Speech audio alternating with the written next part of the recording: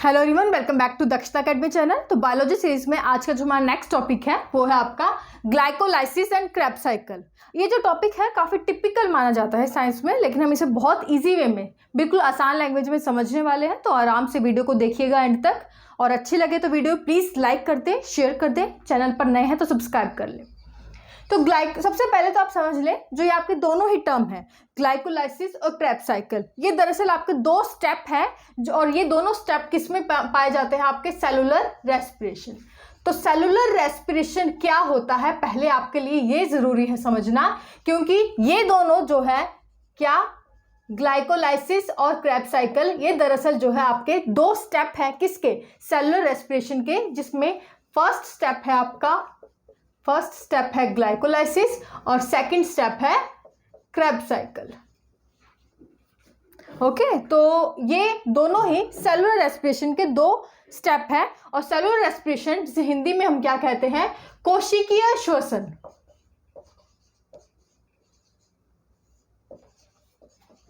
नाम से पता लग रहा होगा, कोशिकीय श्वसन यानी कि सेलुलर रेस्पिरेशन, ऐसा रेस्पिरेशन जो कि आपके सेल्स में होता है। अब सेल्स में रेस्पिरेशन मतलब क्या, तो आपको बता दूं, लास्ट टॉपिक हमने पढ़ा था प्लांट्स में फोटोसिंथेसिस, जिसके प्रकाश संश्लेषण, जिससे कि जो प्लांट्स हैं अपने लिए जो है कार्बन डाइऑक्साइड, वाटर और सनलाइट की जो प्रेजेंस में जो है अपने लिए जो है वो फूड तैयार करते हैं, जिससे उनको एनर्जी मिले। अगर हम एनिमल्स की बात करें, हमारी बात करें, तो हम भी बाहर से फूड लेते हैं, और फूड हम इसलिए लेते हैं ताकि हमें एनर्जी मिल सके।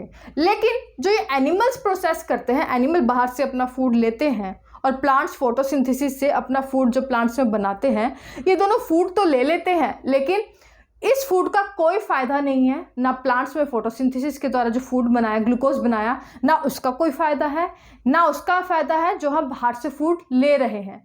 तब तक फ़ायदा नहीं है जब तक वो फूड आपकी बॉडी में जाकर प्लांट्स में वो फूड जो है डाइजेस्ट ना हो जाए। डाइजेस्ट इन द सेंस कि आपको उस फूड से जो है एनर्जी ना मिल जाए, क्योंकि हम फूड ले ही इसलिए रहे होते हैं ताकि हमें एनर्जी मिले और हम अपनी सारी एक्टिविटीज़, डेली एक्टिविटीज़ कर सकें। तो ये काम कहाँ होता है? ये काम आपका जाकर होता है सेल्स में, कोशिका में। तो जो आप फूड लेते हैं, चाहे प्लांट्स में आपका जो फोटोसिंथेसिस है, जो आपका ग्लूकोज बना है, ग्लूकोज यानी कि जो हम आपने फूड लिया है, वो फूड जो है, यानी कि जो हम फूड नहीं बोलूँगी, मैं ग्लूकोज बोलती हूँ साइंस के टर्म में। तो ग्लूकोज जो है आपकी बॉडी में जाकर या फिर जो प्लांट्स में वो जो ग्लूकोज है, उसका फ़ायदा तभी है जब उससे आपको जो है एनर्जी मिले। और ये काम आपका कहाँ कंप्लीट होता है? ये काम कंप्लीट होता है आपके सेल्स में, कोशिकाओं में। यानी कि सेल्स में क्या होता है, सेल्स में ये ग्लूकोज जो है आपका किस में टूट जाता है? एनर्जी में। ग्लूकोज जो है आपका टूटता है, और ग्लूकोज जब पूरी तरह से टूट जाता है तो उससे क्या मिलती है? आपको एनर्जी। तब जो है आपका, जो आप कह सकते हैं मेन मकसद पूरा होता है आपका ग्लूकोज लेने का, यानी कि फोटोसिंथेसिस का प्रोसेस जो प्लांट्स में होता है, उसका मेन मोटिव तभी कंप्लीट होता है जब जो है उस बनाए हुए ग्लूकोज से प्लांट को या फिर एनिमल्स को में हमें भी, अगर हमें फूड से एनर्जी मिल सके। तो कहने का मतलब मेरा सिर्फ ये है कि सेलुलर रेस्पिरेशन में इसका मतलब है कि जो हम फूड लेते हैं, जो हम ग्लूकोज लेते हैं, जब उस ग्लूकोज का सेल्स में जाकर विघटन हो जाता है, टूट जाता है, जिससे हमें क्या मिलती है? एनर्जी मिलती है, जिससे हम डेली एक्टिविटीज़ अपनी कर पाते हैं। इस पूरे प्रोसेस को हम क्या बोलते हैं? जो कि सेल्स में होता है, उसे हम बोलते हैं सेलुलर रेस्पिरेशन या कोशिका श्वसन। अब ये जो सेलुलर रेस्पिरेशन है, ये सेल्स में दो स्टेप में कंप्लीट होता है। एक है ग्लाइकोलाइसिस और दूसरा है क्रेब्स साइकिल। और यहाँ पर जो एनर्जी मिलती है, इन दोनों स्टेप में हम पढ़ेंगे कि एनर्जी मिलेगी वो आपको किस फॉर्म में मिलती है? एटीपी। एटीपी क्या है? इसकी फुल फॉर्म लिख लें, कई बार एग्जाम में पूछ ली जाती है। Adenosine triphosphate. एडेनोसाइन ट्राइफॉस्फेट यानी कि जो आपका एटीपी है, ये energy currency of the cell है, कि जो आपकी मॉलिक्यूलर एनर्जी, आपकी बॉडी में जो एनर्जी है, दरअसल अगर हम उसको साइंटिफिक टर्म में बोले तो उसे हम क्या बोलेंगे कि वो आपका जो है एटीपी की फॉर्म में होती है। एडेनोसाइन ट्राइफॉस्फेट जो है इस फॉर्म में आपकी एनर्जी की आपकी इस फॉर्म में जो है एनर्जी आपकी बॉडी में रिलीज होती है जब ग्लूकोज का विघटन होता है सेल्स में। और एडेनोसाइन ट्राइफॉस्फेट को हम एक और चीज़ बोलते हैं energy currency of the cell, यानी कि सेल्स को जहाँ से एनर्जी मिलती है क्या बोलते हैं? Energy currency of the cell. Okay, तो ये आप समझ लें। तो ये एटीपी रिलीज कब होगी? जब आपका सेलुलर रेस्पिरेशन में ये दोनों स्टेप्स कंप्लीट हो जाएंगे और आपको जो है लास्ट में एटीपी मिल जाती है, जिससे कि आपको एनर्जी मिलेगी और आप सारी डेली एक्टिविटीज कर सकेंगे। ये पूरा प्रोसेस आपका क्या है? Cellular respiration.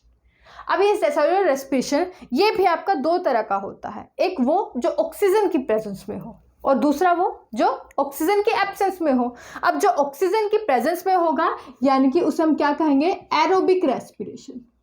Aerobic respiration Hindi में हम इसे क्या कहेंगे? वायवीय श्वसन। और दूसरा जो कि ऑक्सीजन के एब्सेंस में हो तो एनएरोबिक रेस्पिरेशन यानी कि अवायवीय श्वसन। अब क्योंकि इसमें ऑक्सीजन की प्रेजेंस है, इसमें ऑक्सीजन की एब्सेंस है, तो ऑक्सीजन की प्रेजेंस में जब सेल्स में आपका जो है ग्लूकोज टूटता है तो जो आपको एनर्जी मिलती है वो मतलब ज़्यादा मिलेगी, क्योंकि यहाँ पर जो ऑक्सीजन की प्रेजेंस में हमेशा जो आपका सेल्स में ग्लूकोज टूटेगा वो पूरी तरह से टूटता है, और जब पूरी तरह से ऑक्सीजन आपका ग्लूकोज टूटता है इससे आपको एनर्जी भी ज़्यादा मिलती है। तो यहाँ पर ग्लूकोज को टूटने पर आपको जो एनर्जी मिलती है वो कितनी मिलती है? 36 एटीपी। लेकिन क्योंकि यहाँ पर ऑक्सीजन की एब्सेंस में आपका ग्लूकोज जो है सेल्स में टूटता है जिससे आपको एनर्जी मिलती है, तो ऑक्सीजन की एब्सेंस में है तो इसलिए यहाँ पर एनर्जी तो मिलेगी लेकिन कम मिलेगी, क्योंकि यहाँ पर ग्लूकोज जो है पूरी तरह से टूट नहीं पाता और यहाँ पर सिर्फ आपको एनर्जी कितनी मिलती है? 2 एटीपी मिलती है। तो ये चीज़ याद रखें। और एक और चीज़ कि जो एरोबिक रेस्पिरेशन होता है जो ऑक्सीजन की प्रेजेंस में होता है, ये आपका सेल्स में कहाँ होता है? ये आपका सेल के अंदर होता है, साइटोप्लाज्म, जिसे हिंदी में हम क्या कहते हैं? कोशिका द्रव्य। क्या कहते हैं? कोशिका द्रव्य। डस्टर कहाँ गया? चलिए डस्टर डस्टर डस्टर डस्टर हो रहा, सॉरी। हाँ, तो जो सेलुलर रेस्पिरेशन में एरोबिक रेस्पिरेशन कहाँ होता है? सेल्स के अंदर, साइटोप्लाज्म, जिसे हिंदी में हम क्या कहते हैं? कोशिका द्रव्य, और माइटोकॉन्ड्रिया, दोनों में ये प्रोसेस कंप्लीट होता है। जबकि जो एनएरोबिक रेस्पिरेशन है जो ऑक्सीजन के एब्सेंस में होता है, ये सिर्फ साइटोप्लाज्म, कोशिका द्रव्य में ही ये प्रोसेस जो है कंप्लीट हो जाता है। ओके, तो ये आपका एक इंट्रोडक्टरी पार्ट था जो कि समझना जरूरी था अगर आपको ग्लाइकोलाइसिस और क्रेब्स साइकिल अच्छे से समझना है। तो अब हम आते हैं मेन पॉइंट पर कि जो सेलुलर रेस्पिरेशन जो आपका फर्स्ट स्टेप में ग्लाइकोलाइसिस और सेकंड में क्रेब्स साइकिल है, ये कैसे जो है पूरे होते हैं। तो इतना समझ आ गया ना? आगे बढ़ते हैं। अब जो एरोबिक रेस्पिरेशन है, एनारोबिक रेस्पिरेशन है, इसमें हम देखें तो सबसे पहले हम ग्लाइकोलाइसिस पर देखते हैं। ग्लाइकोलाइसिस क्या होता है? ग्लाइकोलाइसिस यानी कि ग्लूकोज का लाइसिस मतलब टूटना। यहाँ पर आपका जो फूड था ग्लूकोज का टूटना जो है ग्लाइकोलाइसिस यानी कि फर्स्ट स्टेप में ही शुरू हो जाता है, जहाँ हमने देखा ये दोनों ही सेलुलर रेस्पिरेशन के 2 स्टेप है, जिसका मतलब है सेल्स में ग्लूकोज का टूटना जिससे कि आपको एनर्जी मिलती है, और वो ग्लूकोज का टूटना आपका फर्स्ट स्टेप यानी कि ग्लाइकोलाइसिस में ही शुरू हो जाता है। तो यहाँ आप लिख लें कि C6H12O6 जो है ये आपका ग्लूकोज है, और ये जो है आपका ऑक्सीजन की प्रेजेंस में क्या होता है यहाँ पर ग्लाइकोलाइसिस में जो पहला स्टेप है, क्योंकि यहाँ पर क्या है, ये आपका ग्लूकोज है, ग्लूकोज यानी कि ग्लाइकोलाइसिस का मतलब टूटना, तो यहाँ पर ग्लूकोज टूटता है, और ग्लाइकोलाइसिस ये आपका दोनों ही जो है उसमें सेम होता है, यानी कि ये आपका एरोबिक रेस्पिरेशन में भी होता है और एनारोबिक रेस्पिरेशन में भी होता है। मतलब ये आपका एरोबिक लिख ले साथ साथ में, और एनारोबिक, यहाँ पे ऑक्सीजन की प्रेजेंस नहीं, एनारोबिक, दोनों ही तरह का रेस्पिरेशन में अगर किसी भी तरह का रेस्पिरेशन होना है तो दोनों में फर्स्ट स्टेप सेम होगा, यानी कि ग्लाइकोलाइसिस दोनों में पाया जाएगा, यानी कि दोनों में ही जो ग्लूकोज है वो तो टूटेगा ही जिससे आपको एनर्जी मिल सके। और ये फर्स्ट स्टेप होता है ग्लाइकोलाइसिस, ये आपका कहाँ कंप्लीट होता है? ये आपका साइटोप्लाज्म में कंप्लीट होता है। साइटोप्लाज्म यानी कि सेल के अंदर जो आपका साइटोप्लाज्म होता है, कोशिका में कोशिका द्रव्य वहाँ कंप्लीट होता है, जहाँ जो ग्लूकोज का जो है वो टूट जाता है किस में, पायरोविक एसिड में, पायरोविक एसिड में, पायरोविक एसिड में टूट जाता है। ओके, तो ये आपका जो है फर्स्ट स्टेप जो है होता है कि ग्लाइकोलाइसिस क्या होता है। तो ग्लाइकोलाइसिस जो है एक आपका सेलुलर रेस्पिरेशन में जो है आपका फर्स्ट स्टेप होता है, जिसमें आपका जो है ग्लूकोज टूटता है, ग्लूकोज टूटेगा पायरोविक एसिड और साथ में ग्लूकोज टूटेगा आपका 2 ATP में।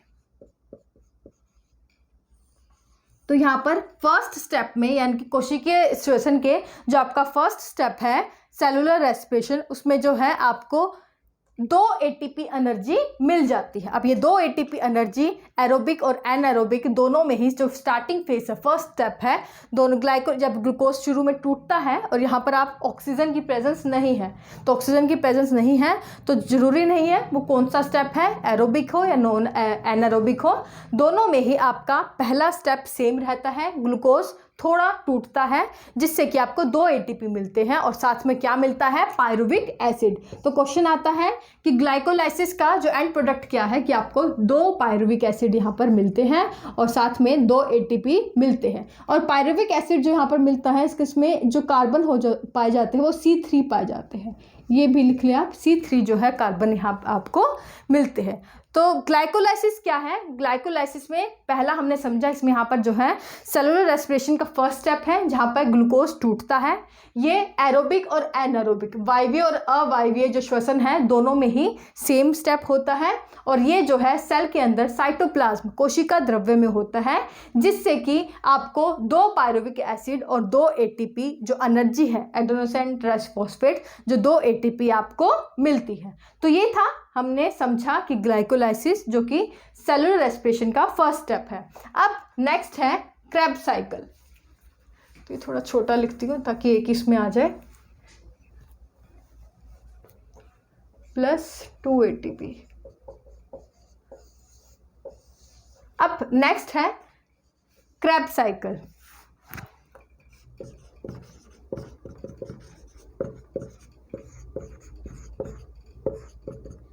अब क्रेब्स साइकिल में आपका जो है सिर्फ और सिर्फ पार्ट कौन लेता है, आपका एरोबिक रेस्पिरेशन, क्योंकि यहाँ पर जो है आपका ऑक्सीजन की प्रेजेंस होती है। ओके, क्रेब्स साइकिल में क्या होगा, क्रेब्स साइकिल में जो आपका ये पायरुविक एसिड था,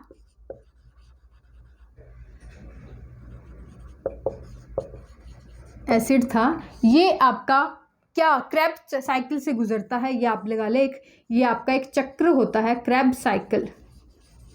ओके, तो इसमें क्या होता है कि जो आपका पायरुवेट है इस साइकिल में क्या होगा कि जो पायरुवेट है, सबसे पहले तो क्रेब्स साइकिल आपका कहाँ होती है, ये आपका साइटोप्लाज्म में भी होती है, ये आपका कहाँ होती है, ये आपके माइटोकॉन्ड्रिया में होती है। कहाँ होती है, माइटोकॉन्ड्रिया में होती है और ऑक्सीजन की प्रेजेंस में होती है। तो याद रखिएगा कि ये आपका साइटोप्लाज्म में माइटोकॉन्ड्रिया और ऑक्सीजन में होती है, यानी कि क्योंकि ऑक्सीजन की प्रेजेंस में हो रही है तो क्रेब्स साइकिल जो है आपका एन एरोबिक रेस्पिरेशन यहाँ पर नहीं पाया जाएगा, सिर्फ एरोबिक रेस्पिरेशन मिलता है। और माइटोकॉन्ड्रिया की प्रेजेंस में, माइटोकॉन्ड्रिया से हमें एक एंजाइम मिलता है जो कि क्या करेगा इस क्रेब्स साइकिल में, यानी कि इस पायरुवेट को जो है वो चेंज कर देगा किस में। और यहाँ पर जो क्रेब्स साइकिल में आपको याद रखना है कि यहाँ पर आपको क्या मिल रहा है, ऑक्सीजन मिल रहा है और साथ में क्या मिल रहा है, पायरुवेट, पायरुविक एसिड और या फिर इसे हम पायरुवेट भी कह सकते हैं।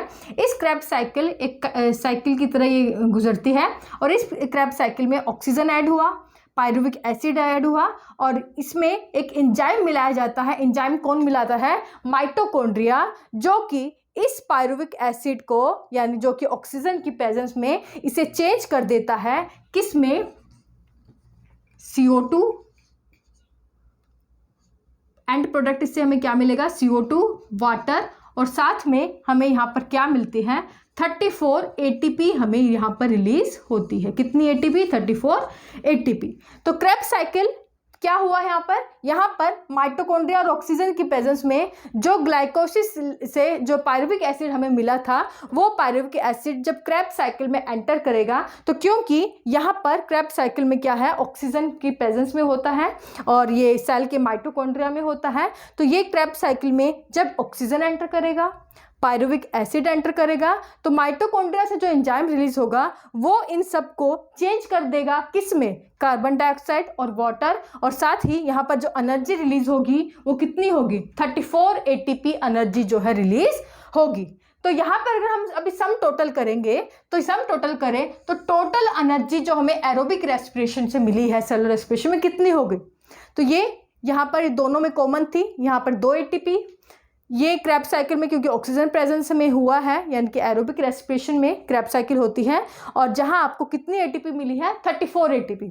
34 ATP प्लस 2 ATP कितना हो गया, टोटल 36 ATP जो है एनर्जी आपको एरोबिक रेस्पिरेशन से मिलती है। तो ये था कि सेल्स में जब ग्लूकोज पूरी तरह से टूट जाता है और ग्लूकोज पूरी तरह से ऑक्सीजन की प्रेजेंस में ही टूटता है, जिससे आपको 36 ATP मिलते हैं। अब यहाँ पर आपने एक चीज़ और देखी, मैं बार बार बोल रही थी कि एनाएरोबिक रेस्पिरेशन में आपका ग्लूकोज पूरी तरह से टूट नहीं पाता है, इसलिए 2 ATP मिलते हैं सिर्फ यहाँ पर, क्योंकि यहाँ पर ही एनाएरोबिक रेस्पिरेशन की जो साइकिल है रुक जाती है, यानी कि यहाँ पर जो है सिर्फ उसे 2 ATP मिल जाते हैं। आगे जो ये पायरुविक एसिड है, क्योंकि यहाँ पर ऑक्सीजन यहाँ पर एनाएरोबिक रेस्पिरेशन में नहीं होती, तो ये पायरुविक एसिड जो है यहाँ पर एनाएरोबिक रेस्पिरेशन में किस में चेंज हो जाता है, ये आपका चेंज हो जाता है, यहाँ पर मैं लिख रही हूँ इथाइल अल्कोहल। ओके, तो ये इथाइल अल्कोहल में जो है आपका चेंज हो जाता है ये पायरुविक एसिड, और साथ में ये आपका क्या देता है, कार्बन डाइऑक्साइड। तो यहाँ पर एनाएरोबिक रेस्पिरेशन में सिर्फ 1 स्टेप कंप्लीट होता है, यानी कि इसमें सिर्फ एक स्टेप होगा ग्लाइकोलाइसिस, इसमें सेकंड स्टेप नहीं होता क्रेब्स साइकिल, जिससे कि आपका जो वो पूरी तरह से ग्लूकोज जो है वो टूट नहीं पाता और सिर्फ 2 ATP आपको मिलते हैं और पायरुविक एसिड इथाइल अल्कोहल में चेंज हो जाता है। तो यहाँ पर आप देख सकते हैं, क्योंकि ऑक्सीजन की प्रेजेंस नहीं होती इसमें, ऑक्सीजन अगर प्रेजेंट होता तो ये क्रेब्स साइकिल से गुजरता नहीं होता, इसलिए पूरी तरह से टूट नहीं पाता, इसलिए सिर्फ यहाँ पर 2 ATP मिले हैं और यहाँ पर आपको 36 ATP मिले हैं। तो ये था पूरा प्रोसेस, और याद रखिएगा कि प्लांट्स और एनिमल्स दोनों में ही एरोबिक रेस्पिरेशन होता है, यानी कि उनमें पूरी तरह से ग्लूकोज जो है वो टूटता है सेल के अंदर, जिससे कि आप उनको, प्लांट्स और एनिमल्स दोनों को ही 36 ATP मिलते हैं। लेकिन एनाएरोबिक रेस्पिरेशन कई, जैसे आपका जो फर्मेंटेशन प्रोसेस है, जो आपके फैक्ट्रीज में ब्रेड बनती है आपका, वहाँ पर जो ईस्ट बनाई जाती है, आपकी कवक बनाई जाती है, एंडोपैरासाइट है, प्लाज्मोडियम है, उनमें एनाएरोबिक रेस्पिरेशन होता है, तो वहाँ उनको सिर्फ एनर्जी 2 ATP मिलती है। तो ये था पूरा प्रोसेस सेलुलर रेस्पिरेशन, कोशिका श्वसन, कि सेल्स में अंदर ग्लूकोज का जो टूटना है वो कैसे होता है, जिससे कि आपको एनर्जी मिलती है, और वो सेलुलर रेस्पिरेशन किन 2 स्टेप में कंप्लीट होता है। अगर एरोबिक रेस्पिरेशन की बात की जाए तो ग्लाइकोलाइसिस फर्स्ट स्टेप और Krebs cycle second step. First step में ग्लूकोज टूटेगा, 2 ATP मिलते हैं, सेकंड स्टेप में क्रेब्स साइकिल से गुजरता है, जिससे 34 ATP मिलते हैं। अगर एनाएरोबिक रेस्पिरेशन है तो सिर्फ एक स्टेप होता है ग्लाइकोलाइसिस, जिससे कि 2 ATP मिलते हैं। सेकंड स्टेप ये एंटर नहीं करता, क्योंकि यहाँ पर क्रेब्स साइकिल में ऑक्सीजन की आवश्यकता होती है और एनाएरोबिक में ऑक्सीजन प्रेजेंट नहीं होता है।